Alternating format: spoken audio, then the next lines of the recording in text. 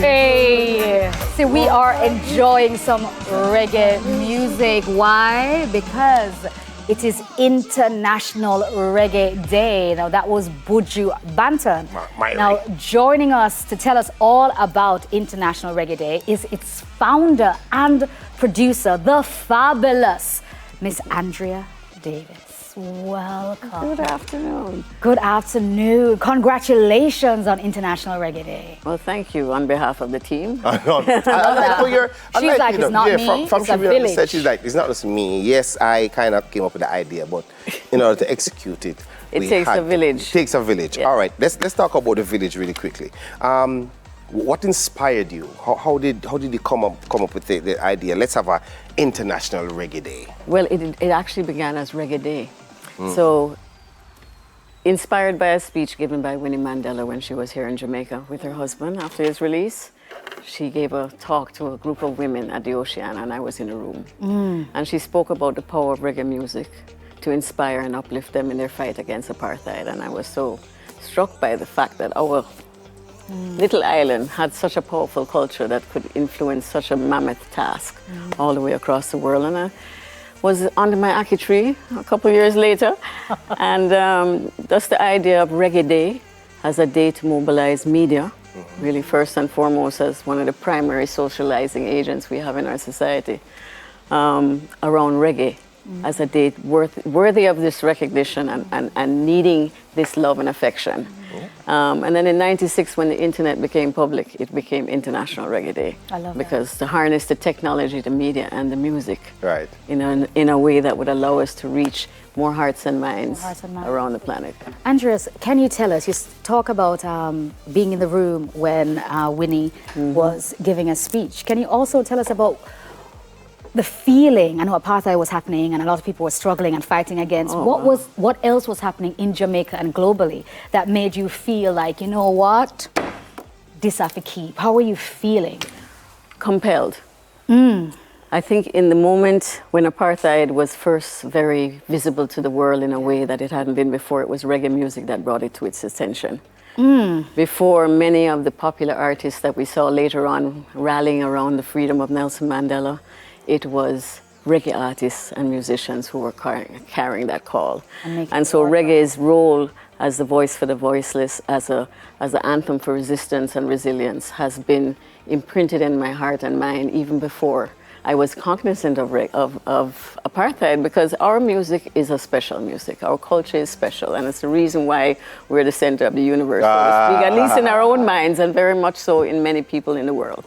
Because there is something special about how we do what we do, our sound, our attitude, our swag, all of that essence that comes through in everything from how we run to how we cook. I love that. And so capturing this kind of sensory experience around the music, the culture, because this is a lifestyle culture, it's not just a beat. Yeah, and it's one that comes with a philosophy that is grounded in the philosophies of Rastafari, but also of Marcus Garvey.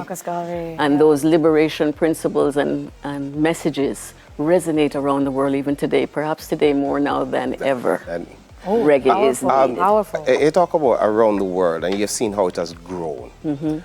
Tell me, why did you choose July 1st, and why, and how has it evolved since it started? Well, when I was under my ackee tree, and the inspiration came for Reggae Day, it came with a date. And so I took the instruction given and moved with it. And it opens up the opportunity for airplay, because at the heart of Reggae Day is this ambition to anchor Jamaica as the authentic home of this global culture. I would not want to see us become a footnote in its history, just as we have become in ska. Aye, powerful. And so this idea of anchoring something hosted by Jamaica, because a lot of times Jamaica is celebrated in the world, but we're the guests. Facts. We need to own our space and own our brand and anchor and affirm our position, so we're not marginalized in our own story. I love that. I love that. So speaking of anchoring reggae, how have you seen it evolve, like globally? How have you seen it, the day grow, you know, for international recognition? Like, what are you seeing around the world that you're like, yo, I see it? Because you're so right about us losing our own to others who own it more than we do. Because to our blessing and our challenge is that we have planted gardens around the Oh, world. hallelujah. And there are homegrown versions of us everywhere. But we are the authentic.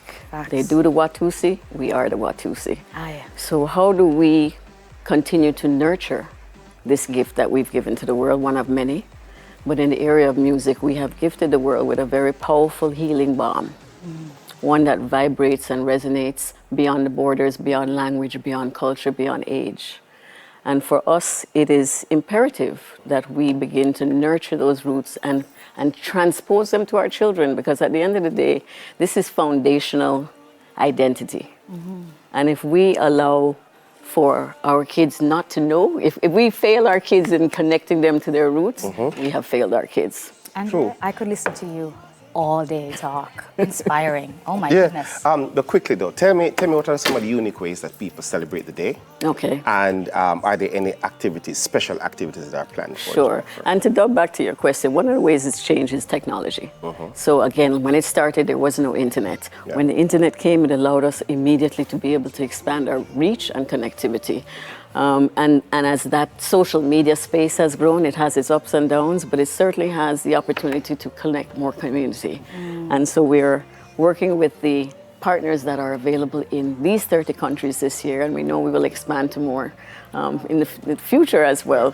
But they're doing everything from special programs, playing reggae music all day, interviews, features, live online performances, panels, tree reasonings under the reggae tree, because we launched a reggae tree initiative in 2010. When the city was shut down and we couldn't do anything else, we planted 2 bloomaho in Emancipation Park, and it became part of the annual challenge to the world to plant a reggae tree on IRD.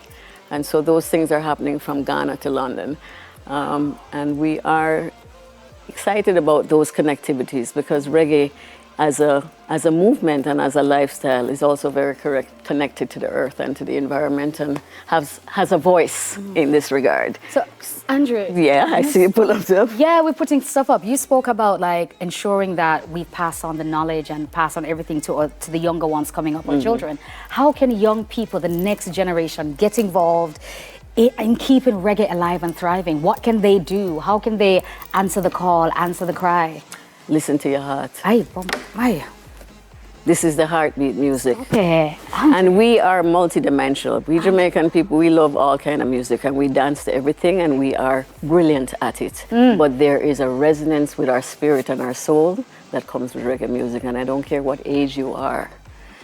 Reggae music is a powerful tool, and it's not one that should be a choice between this or that. It must be all together, because we have been blessed to produce 6 different genres of music in this country and a sound system movement. So it's not a matter of putting one away to take a next one. We need to embrace the full fabric of our creativity and really embed that, like the principles of Marcus Garvey, in the young minds coming up, because that's what's going to give them the confidence to face the world with their identity intact. Thank you so much. Quickly, can we find any information in social spaces, website? ireggaeday.com is the hub. All the information is there, but International Reggae Day on Facebook and Instagram. All the information online. We did our pull-up at 11:55. We have a one-drop challenge online that you can ride. Show us your creativity, whether it's on the Promised Land one drop or the Taurus Rally. Give me the one drop. All right, lovely. Thank you so much. Thank you. Keep doing it. Next year, let's celebrate again even bigger. July 1st, International Reggae Day. Daytime Live, we're right back, and we're celebrating Reggae Day with a milestone. We'll be seeing Beanie Man's performance on Tiny Desk. We'll soon come back.